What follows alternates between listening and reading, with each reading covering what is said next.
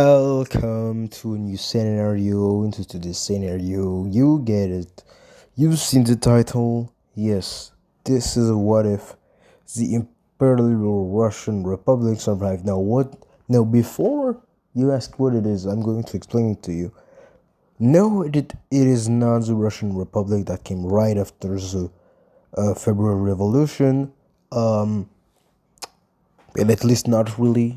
This was the thing that lasted for not for literally, a few, was it a few minutes or a few hours, when, that was directly after the February Revolution, when the Tsar accepted a constitutional monarchy, but yet then right after that it became a republic, because of course it did.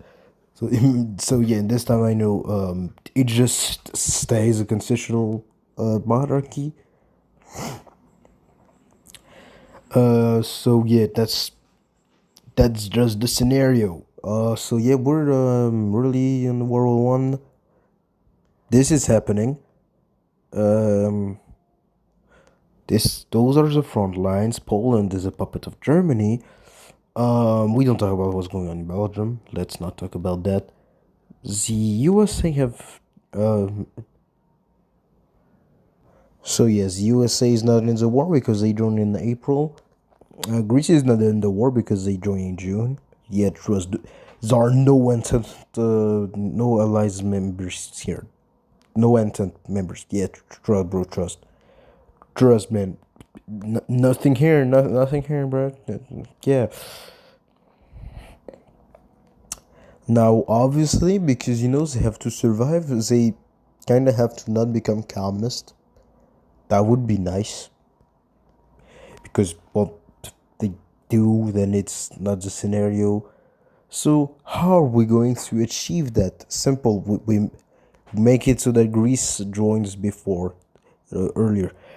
How? Well, you see, the only thing that was, the only reason the Entente didn't intervene in Greece and did do really anything to force them to join is because, the Russian Tsar was like, no, you don't do that and all that. And it's because, he kind of liked the fact that he's a king here, and, because, the rest of the Entente supported the prime minister. But, like, when the Tsar realizes that he almost kind of, because I'm pretty sure he thought he would have died here and lost all of his power, he's probably more chill and wants the war to end to, kind of fix his country, because obviously he doesn't want to leave the war, but he clearly sees that it's unpopular for in the country. So he just like, okay, you can do it now.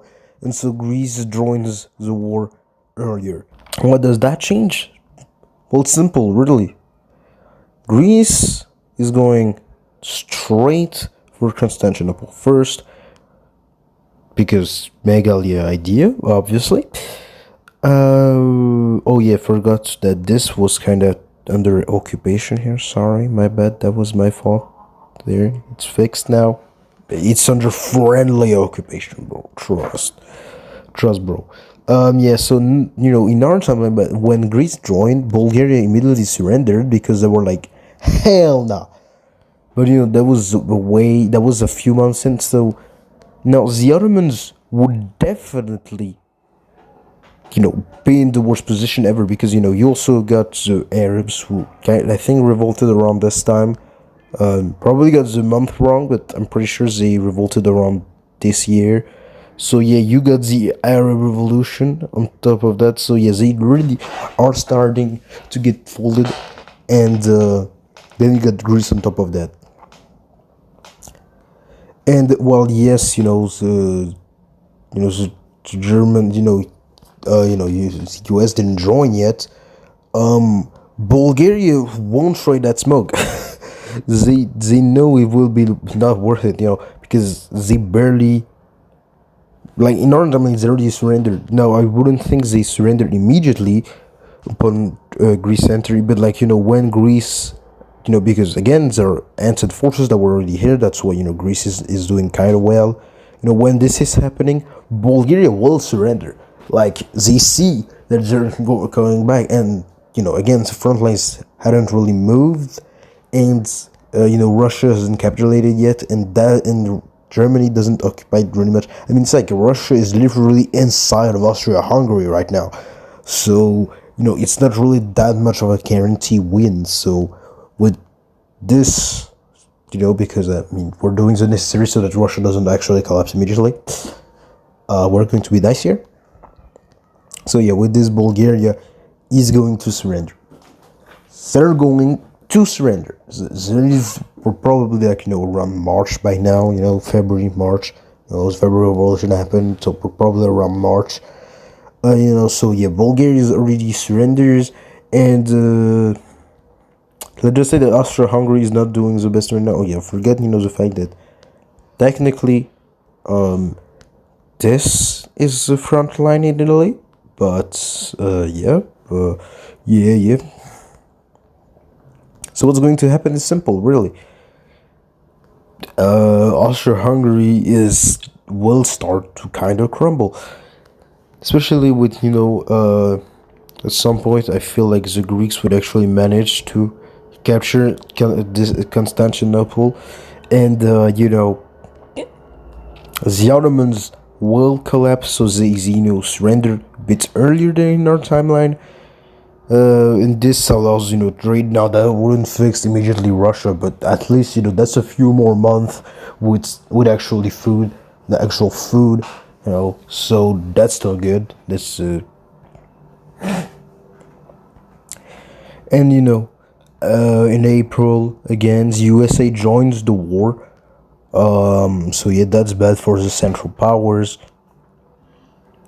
which would really stress out, because imagine you're Germany, you're like, oh yeah, we're winning, and then out of nowhere the Greeks join, and two of your allies suddenly leave the war, and then you got the USA joining. Like, nah, bro, what is happening right now?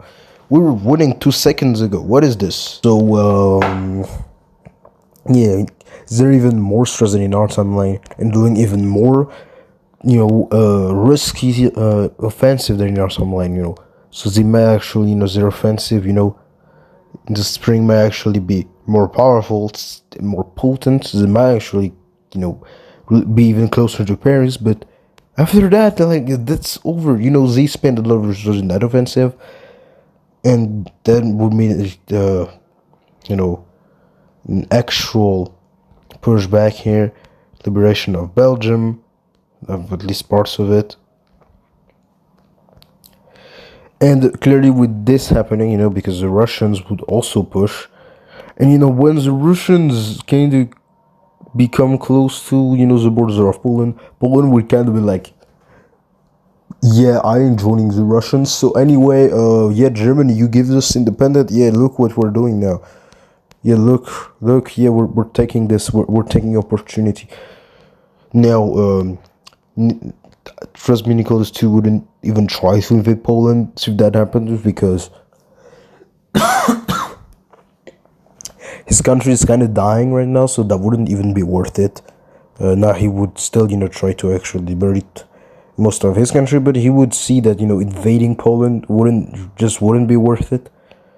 So he would accept the fact that he loses Poland, but that would mean that he would definitely ask for more territories against the Ottomans, and any territories to actually make the war like it was worth it to the population. So yeah, that means in this timeline, in like our timeline, yeah, Germany mainland is actually being invaded. So yeah, the next regime won't have an excuse of, yeah, bro, they didn't even invade us. Nah, bro, you don't have an excuse. Like, you're literally being invaded. What are you talking about? And around the same time, now I don't know if the Spartacist revolution would actually happen, considering well, obviously the Bolshevik revolution would happen.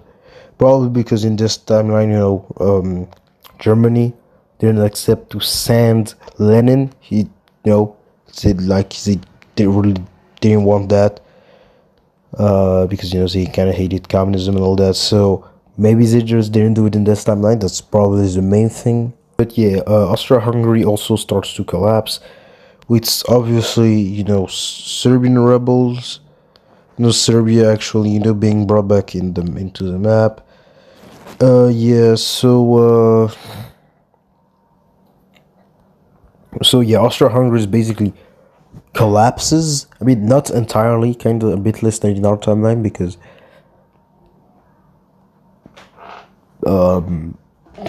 I said so. I mean, honestly, no, but really though, I feel like they would less collapse, due to the fact that one, you know, other state of other minorities aren't never created, like Ukraine and all that, and also the war was less devastative, so you might have the government might also have a better army to kind of keep the rebellion and all that. So overall, it would still be dead, but kind of less dead than in our timeline. Now, and I feel like by that, like once Austria-Hungary surrenders, yeah, Germany is going to surrender because Austria-Hungary is collapsing. So yeah, peace deal. Yes, that was really short. I know, but that they're going to maybe have a part two. I don't really know, but yeah, peace deal. And so here we have the peace deal. So again, Russia took as much as possible to make it so that the war was actually worth it. So Russia takes, there's thing in Anatolia, with the Turks being literally humiliated. Russia takes a big chunk here. They keep Bessarabia. They literally gain two puppets here. One in Slovakia, one in Hungary, and have a strong alliance with I mean they're close to Bohemia, with Bohemia because thanks to pan-Slavism. The only real state in Eastern Europe won't like them is really just Poland. They also take East Prussia. Now they clearly did because again they took and they also took Constantinople because that's why they kind of participated in the war. Now I feel like they kind of were like the British. Hey, can we have something in the Kill Canal? The British were like, okay, now you're pushing it a bit. You ain't getting that, bro. You are not getting that. Yeah. So Serbia expands a bit less because again, Austria-Hungary collapsed just a bit less. So that actually allows Italy to take some shit out of this because Austria-Hungary is kind of still here. Italy also, takes their thing, but doesn't have their islands here. That actually is given to Greece because Greece did actually a good job here. And yeah, that's the Middle East. Yes, I modified those borders here just for it to look cool, cause yeah, I just really don't have an excuse for this. I just wanted to change it here. No, I'm going to be honest here. But yeah, protectorates. I mean, no mandates like in our timeline. The African peace deal doesn't change, except it actually doesn't change. I don't know why I just keep it that. The front lines, I forgot to do peace deal here for some reason. Yeah. Anyway, pretend like it's fine. To kind of work this out, I think. Yeah, there it is. But yeah, yeah, the African peace deal doesn't change. This is still given to Japan. I forget to change the colors. But you get the pictures. Basically, it's just Russia who isn't who actually gains things. So yeah, that was kind of my fun little scenario. That was more of kind of for fun. So yeah, see you next time with other scenarios, maybe some more power scaling things. And yeah, don't forget to like and subscribe. That was the Imperial Historian. Goodbye.